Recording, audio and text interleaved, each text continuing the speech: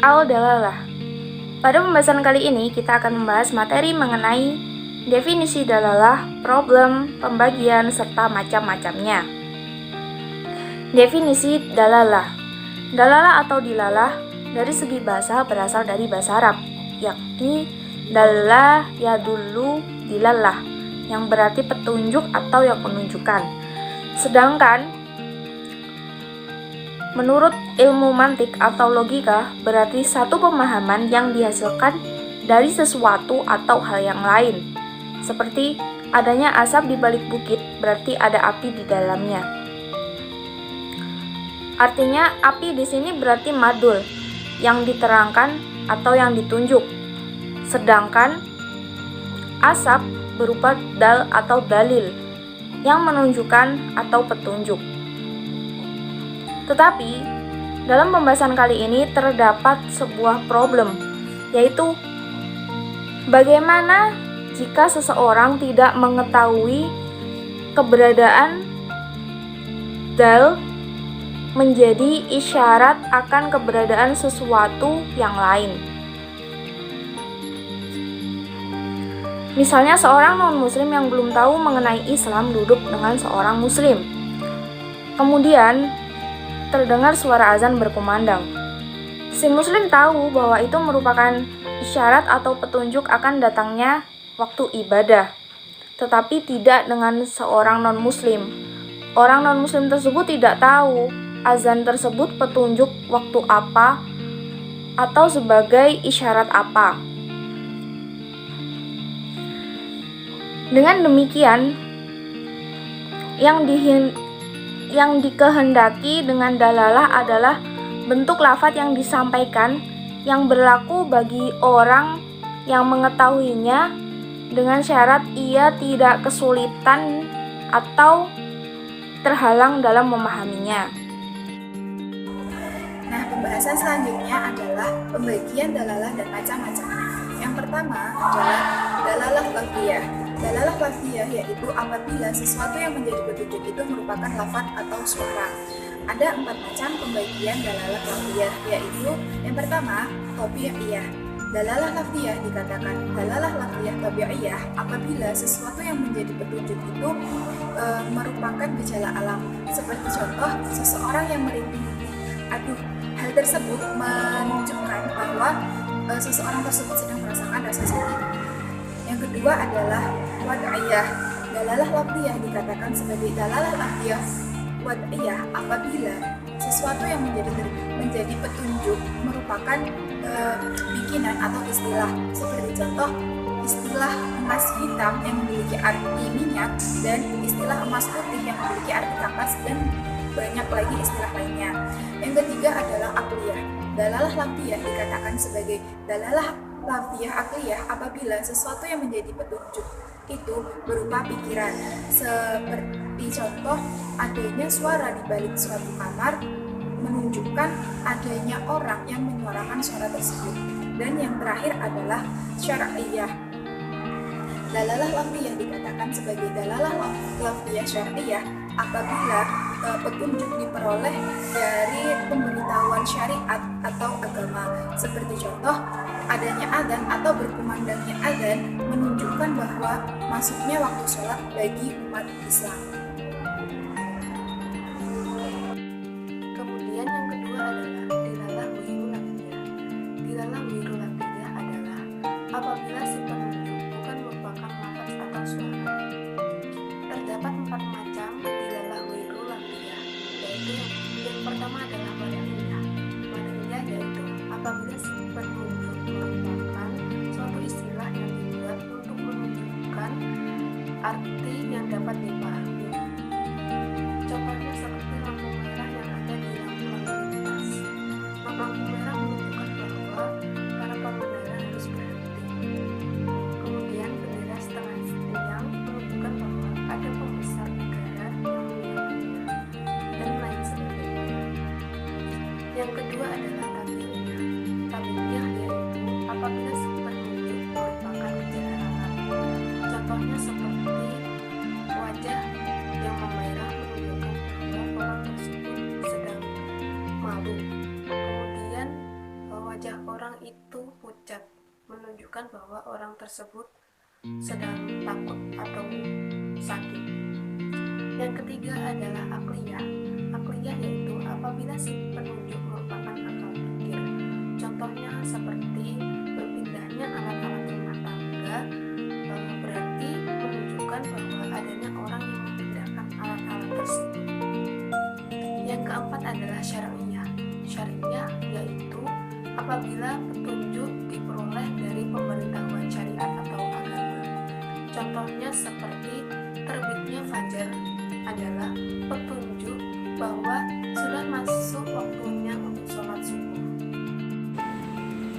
Oke, selanjutnya adapun yang menjadi tujuan atau objek ilmu mantik dari macam-macam dolalah di atas, yaitu dolalah lafdiyah wa da'iyah. Karena hanya dolalah ini yang bisa memberikan petunjuk.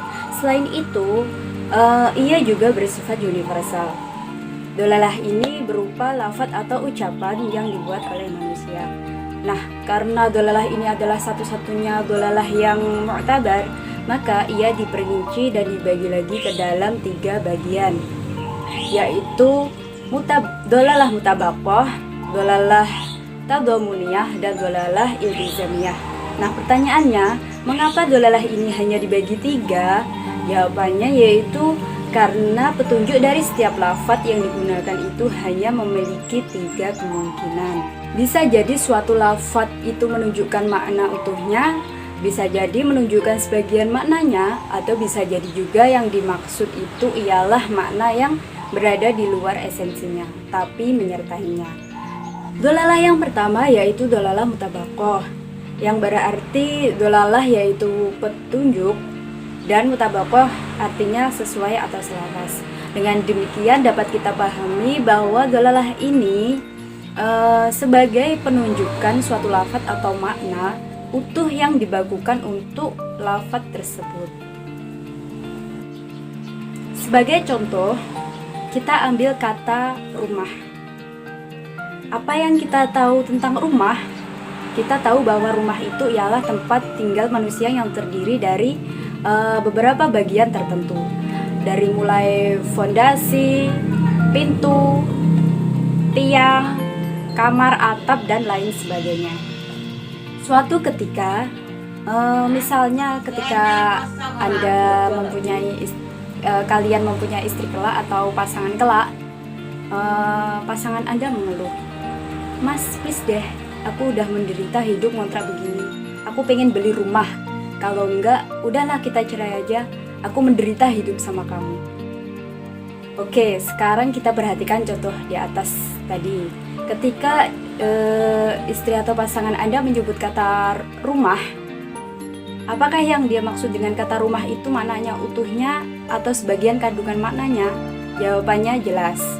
Ketika ada orang ingin membeli rumah, tentu yang dibeli bukan hanya atap saja, pintu ataupun kamarnya, tapi rumah seutuhnya.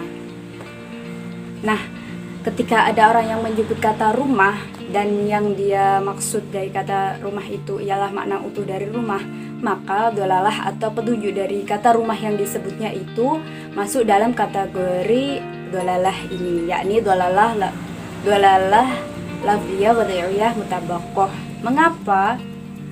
Karena lafaz tersebut menunjukkan makna seutuhnya, dan masih banyak contoh yang lainnya juga. Intinya dari dolalah mutabaqah ialah petunjuk suatu lafaz atas makna utuhnya, bukan makna sebagian, juga bukan makna yang luar esensi lafaz tersebut. Yang kedua yaitu dolalah tadhamuniyah, di mana dapat diartikan dolalah yaitu petunjuk dan tadhamuniyah yaitu kandungan. Sehingga dapat kita pahami bahwa dolalah tadhamuniyah yaitu petunjuk suatu lafaz atas sebagian kandungan maknanya. Misalnya, contoh, saya mengetuk rumah Zaid. Yang dimaksudkan di sini hanyalah mengetuk pintu masuk rumah Zaid, bukan mengetuk keseluruhan rumah Zaid. Nah, kesimpulannya, Jadi jika suatu lafaz menunjukkan makna utuhnya, maka dolalahnya ketika itu ialah dolalah mutabaqoh. Tapi jika yang dimaksud oleh suatu lafaz itu sebagian kandungan maknanya, maka petunjuk lafaz tersebut masuk ke dalam kategori dolalah tadomuniyah. Dan untuk yang terakhir ya, atau yang ketiga, yaitu dolalah iltizamiyah. Dolalah ini merupakan lafaz yang memiliki makna tertentu dan makna lainnya yang menyertainya yang tidak dapat dilepaskan. Contohnya yaitu seperti kata Hitler. Kata tersebut menunjukkan kepada sosok pemimpin Nazi Jerman bagaimana makna sebenarnya.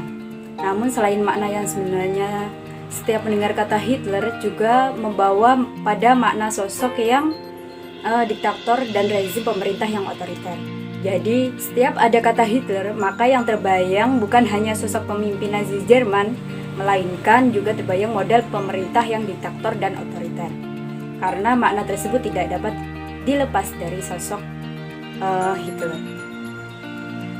Bisa jadi juga kita menggunakan suatu lafaz tersebut dan yang kita maksud bukan makna utuhnya, juga bukan sebagian maknanya, melainkan makna lain di luar esensi lafaz tersebut tapi masih memiliki keterkaitan atau luzum. Contoh lainnya dari dolalah iltizamiyah ini yaitu kita mengambil kata api, tapi yang dimaksud adalah panasnya. Ketika disebut kata api, biasanya kita langsung membayangkan panas.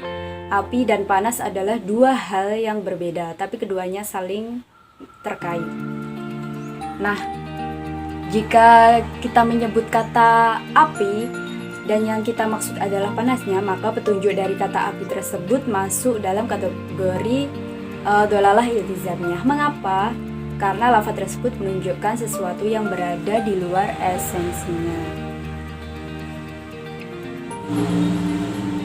Mungkin cukup sekian penjelasan dari kami tentang ad-dolalah atau petunjuk. Kurang lebihnya mohon maaf. Semoga bermanfaat. Wassalamualaikum warahmatullahi wabarakatuh.